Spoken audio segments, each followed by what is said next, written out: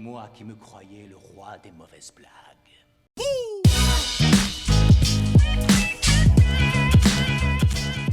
Bienvenue sur Attitude Alpha pour les gens qui veulent exceller dans leur communication. Est-ce que vous connaissez le film The Dark Knight? Si vous l'avez déjà vu, vous connaissez certainement un des personnages principaux, le Joker, un personnage complètement badass. Le Joker dans ce film est différent des autres Jokers. Il couvre ses cicatrices en étendant le plus possible son sourire dans un spectacle étrange.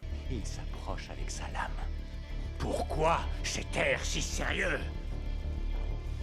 Il m'enfonce la lame dans la bouche.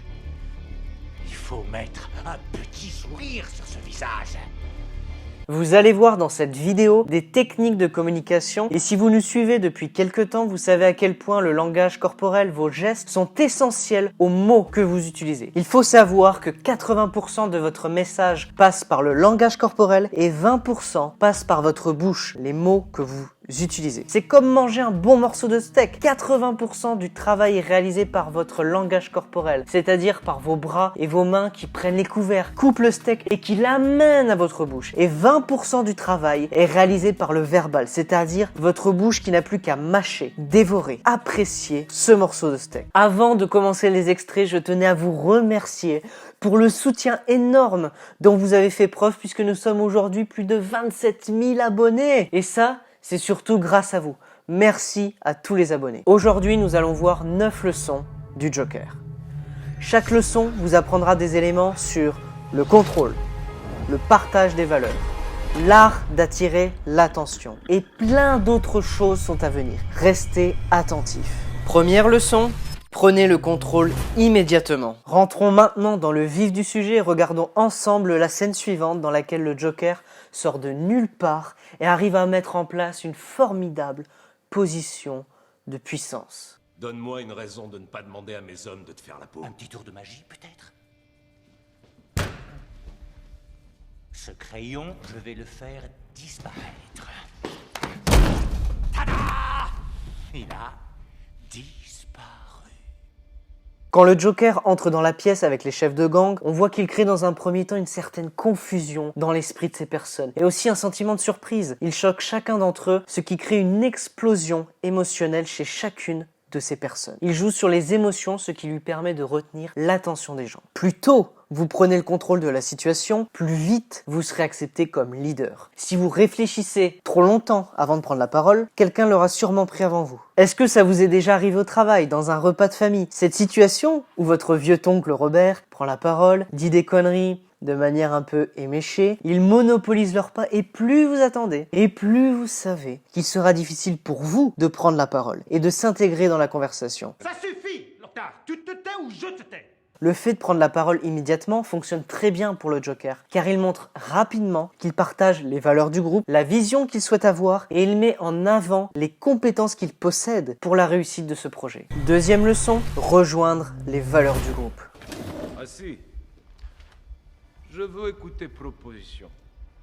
Chaque groupe a des valeurs et des objectifs spécifiques. C'est ce qui fait que les personnes forment un groupe. Par exemple, une équipe de football veut gagner un match ensemble. Des criminels veulent organiser le crime de la ville et ont des idées précises sur la meilleure façon de le faire. La démonstration de pouvoir du Joker, qui est complètement inattendue, est en réalité relativement positive. La raison est que le Joker crée quelque chose de déroutant, ce qui fait que tout le monde est surpris et il montre à chacun ce qu'il a réellement sur eux, très rapidement et aussi visuellement avec des images fortes. Il représente les valeurs des criminels, il parle leur langue et il a des aptitudes et des compétences qui sont supérieures aux leurs, car personne ne l'a vu venir. Troisième leçon, réussir les tests. C'est très simple. Si vous réussissez les tests du groupe, vous arriverez à influencer les autres. Le premier test pour le Joker est qu'on lui demande pourquoi ne pas le tuer tout de suite. Et il donne une réponse pleine d'esprit et ensuite tout le monde l'écoute. Au cours de l'entretien, il est testé à plusieurs reprises, par des objections, par des demandes. Quel est son plan? C'est comme le capitaine d'une équipe de football. Il doit passer les tests du groupe pour être accepté et être respecté par les autres. Quatrième leçon, utiliser le storytelling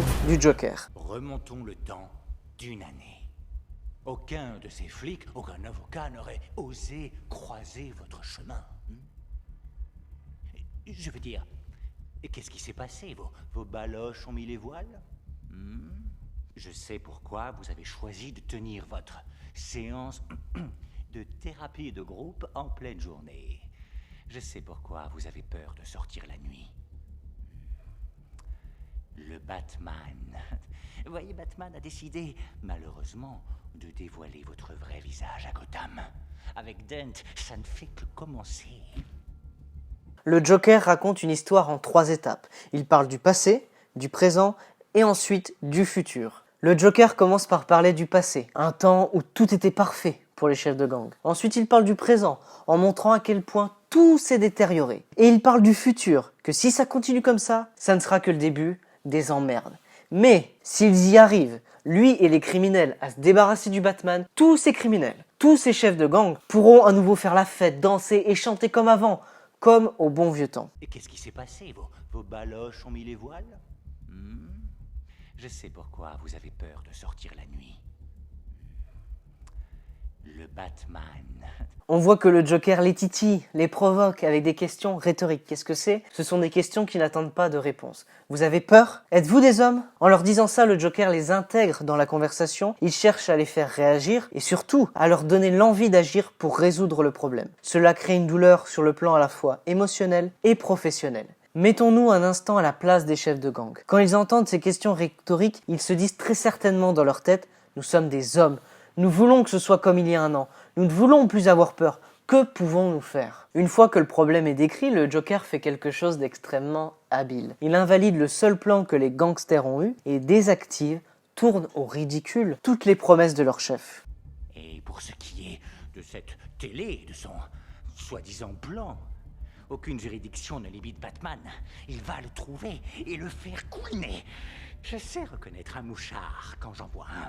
Donc ce que fait le Joker, c'est qu'il dit que leur chef actuel est un mouchard, un traître, en le pointant du doigt. Leur chef ne répond pas et ferme la télé. Il amplifie cette image négative et la seule solution maintenant, c'est le Joker. Les gangsters sont tout agités et veulent maintenant savoir quel est son plan. Si votre seul plan disparaît et que vous n'en avez pas d'autre, bien sûr, vous allez vous intéresser à celui qui a un plan pour vous sortir de cette situation. 5e leçon, devenez le centre de l'attention. Qu'est-ce que tu proposes? C'est simple. Nous tuons le Batman. Quand on vous demande la solution d'un problème, vous devenez le centre de l'attention. Les autres espèrent que vous avez un plan et ils comptent dessus. Le Joker donne aux criminels exactement ce qu'ils veulent. Il s'intéresse à l'intérêt personnel des chefs de gang et non à son propre intérêt personnel. Si c'est aussi simple, pourquoi tu l'as pas déjà fait? Quand on a du talent, on se doit d'en tirer profit. Lorsqu'on lui demande pourquoi il n'a pas tué Batman, il répond qu'il ne faut jamais rien faire gratuitement en étant bon. Il a une vision, un plan, des personnes qui ont peur de lui. Pour les gangsters, c'est certainement un critère important. Ils partagent leurs valeurs, ils parlent leur langage. Donnez le plus de valeur possible aux autres. Devenez celui qui résout des problèmes brûlants et vous deviendrez irremplaçable. 6e leçon, donnez aux autres vos cartes de visite. Bon, alors écoutez. Passez-moi un coup de fil quand vous serez décidé à traiter les choses un peu plus sérieusement. Je vous laisse ma carte.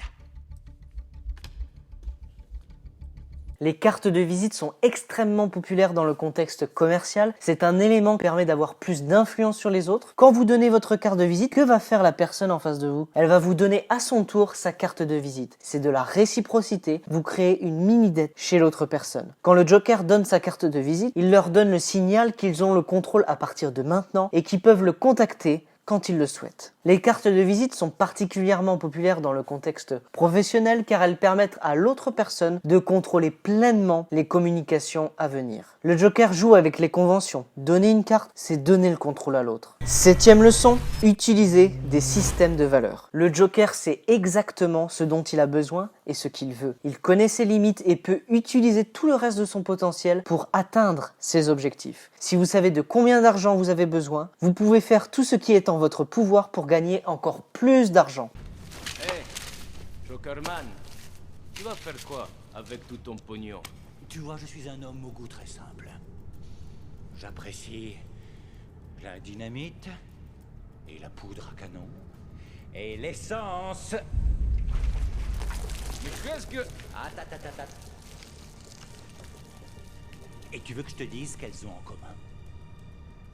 Elles coûtent pas cher. Le Joker s'intéresse à l'intérêt personnel de ce gangster et il sait qu'il est très attaché à l'argent. Le Joker sait donc exactement comment il fonctionne et il connaît son système de valeurs. C'est pour ça qu'il va jouer sur des éléments choquants comme brûler de l'argent. Ça lui permet de créer de la surprise et d'avoir un contrôle sur ce gangster et une influence importante puisque cette personne est très attachée à l'argent. Il sait sur quoi le titiller. T'as dit que t'étais un homme de parole. Oh, ça oui. Je brûle que ma moitié. Tout ce qui vous intéresse, c'est l'argent. Cette ville est digne d'une criminalité de premier ordre. Et je vais la lui offrir. Dis à tes hommes que c'est moi leur nouveau patron. C'est ma ville. 8e leçon, utilisez le dilemme du prisonnier. Ce soir, vous allez tous participer à une expérience sociologique. Qu'est-ce qu'il y a? Par la magie du mélange gazole-nitrate d'ammonium, je puis dès à présent vous faire voler en éclats. Liberty, répondez à vous. Il est HS. Si l'un d'entre vous tente de quitter le navire, vous mourrez tous. Chaque ferry dispose d'un détonateur à distance pour faire exploser l'autre. Le Joker contrôle 2 navires en jouant au dilemme du prisonnier. Toutes ces personnes sont emprisonnées, d'un côté les prisonniers et de l'autre les civils innocents. Si l'un des 2 navires déclenche le détonateur, ils seront épargnés et les autres seront morts. Le Joker utilise ce dilemme pour forcer la prise de décision de ces personnes. Il a donné un délai jusqu'à minuit, donc toutes ces personnes ont des pensées différentes. Il s'agit d'une véritable bataille psychologique imprévisible entre toutes ces personnes. 9e leçon, ouvrez la conversation.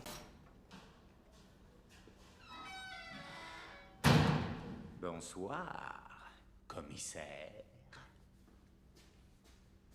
La personne qui ouvre une conversation est généralement en contrôle, tout comme la personne qui pose des questions. Elle a le contrôle et l'autre répond. Le Joker le fait très bien puisqu'il ouvre directement la conversation en montrant qu'il a un statut élevé et en posant les questions, ce qui lui permet de prendre le contrôle immédiatement. Par contre, si vous allez à un entretien d'embauche, ce n'est pas forcément une très bonne idée d'ouvrir la conversation en premier. Cela peut irriter. Faites-le uniquement si vous considérez que vous pouvez avoir le pouvoir. Et maintenant, nous allons voir comment le Joker parvient à pénétrer profondément dans la tête du commissaire. Pas trop déprimé, commissaire, de prendre conscience de l'étendue de votre solitude.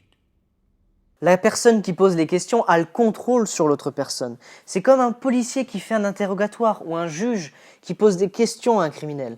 Le Joker formule ses questions de manière très précise. Le Joker fait en sorte que le policier réponde par oui à chacune de ces questions. À chaque fois que vous répondez par oui à une question, vous renforcez les émotions que vous voulez faire ressentir à l'autre personne. Et dans le cas du Joker, il utilise des mots émotionnels négatifs. Son but est donc de libérer des émotions négatives chez le commissaire et qu'il se sente frustré.